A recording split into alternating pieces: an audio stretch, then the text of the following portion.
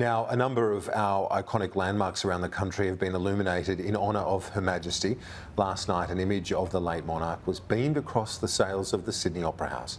It will light up again from 6:30 p.m. tonight, Australian Eastern Time. Also last night, Her Majesty's name was projected onto the facade of the Australian War Memorial's Hall of Memory in respect of the close relationship she maintained with Australia's Armed Forces. For more on this, I'm joined by Matt Anderson. He's director at the Australian War Memorial. Matt, thanks so much for your time.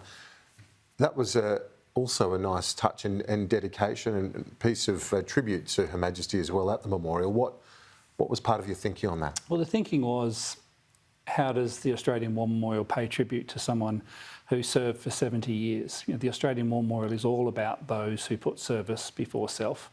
So how do we pay tribute to someone who's given 70 years of devoted service? And every night we project the names of our 102,900 fallen that are cast in bronze on the Roll of Honour. We also project them up onto the dome just above the Hall of Memory. And the thought was, without replacing anyone, we could also just introduce her name as a mark of respect, as a mark of honour. The fact that she was also a servicewoman who served during the Second World War and became a mechanic in 1945. She was also, of course, the mother of a veteran when Prince Andrews went off and served in the Falklands. So for us, it was just... And her grandsons. And of course, her grandsons who served in Afghanistan as well and in the Royal Air Force. So for us, it was just, well, what can we do?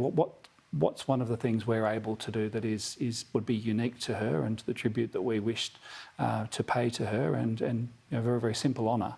But I'm glad that it was received so well. Yeah, indeed. And we talk about her service, and the military service from within her family as well, including her own. But her role in terms of the military as head of state was also things like the Victoria Cross.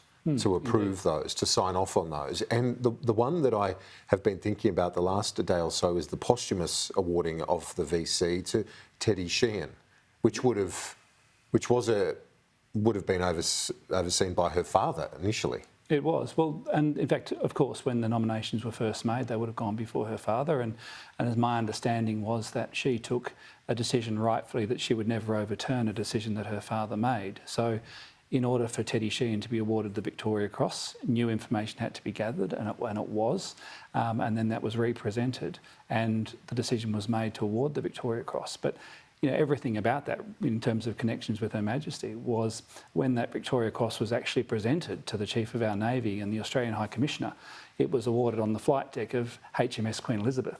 So, one of those wonderful touches where, it should continue to serve. And of course, Teddy Sheehan's VC now is displayed proudly in the Hall of Valour at the Australian War Memorial. And you spoke about how the memorial is all about remembering service and duty.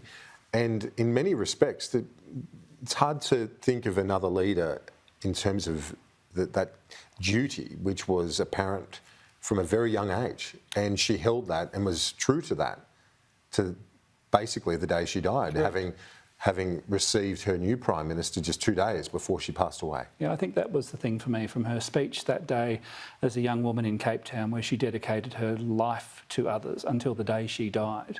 And there she is 70 years later, asking Liz Truss whether or not she would form a government was quite remarkable, and in a sense, though, unsurprising, because she has devoted her life to others. You're the director of the War Memorial today. You were previously the Deputy High Commissioner in London. I was. And you were able to meet the Queen on a number of occasions? I did have that honour. I think one of of course, if you're an Australian diplomat in London, Australia House is a landmark. Australia House is the longest continuously occupied chancery in London.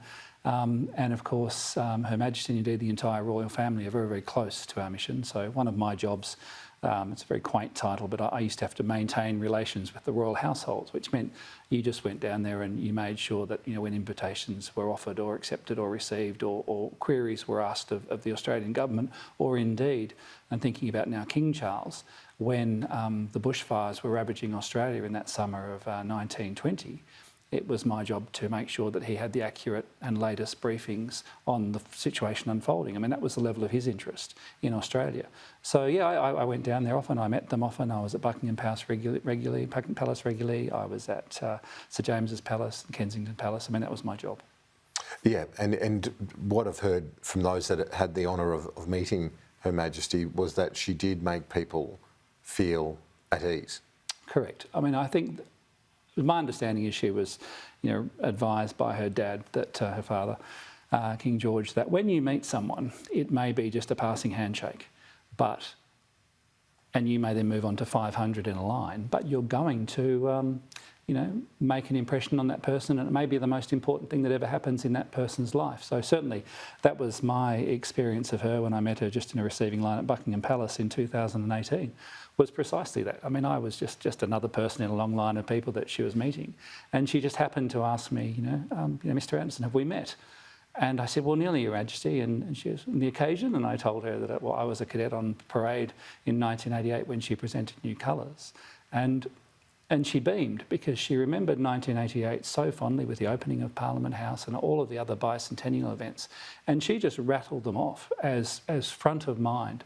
Of course, she didn't know she was going to meet me. She wasn't briefed on that, but it had left such an impression on her, and she had made such an impression on me. And then afterwards, you go into your little reception and, you scrum down in some corner somewhere, and one of the attendants came and politely cupped me by my elbow and took me aside because she wanted to continue the conversation. So that was lovely, and that was just the affection that she had for Australia, the affection that she had for her multiple visits. And for those of us at the War Memorial, I'm reminded that I think she's visited Canberra about 14 times. But Can you continue the conversation, though? Can you elaborate? Sure. Well, certainly. For me, she just wanted to, because she thought this building that we're in right now was remarkable. She thought the warmth and the generosity of the Australian people. She reminisced on the number of times that she'd visited, and how special it was to her. And of course, you would say that to a representative from the Australian High Commission, but it was completely unscripted, it was genuine, it was warm. Wonderful. So great to get your reflections today. It is a sombre day, but also a day of reflections, and I think thanks for the service of a great woman. Yeah. Thanks so much. Thank you.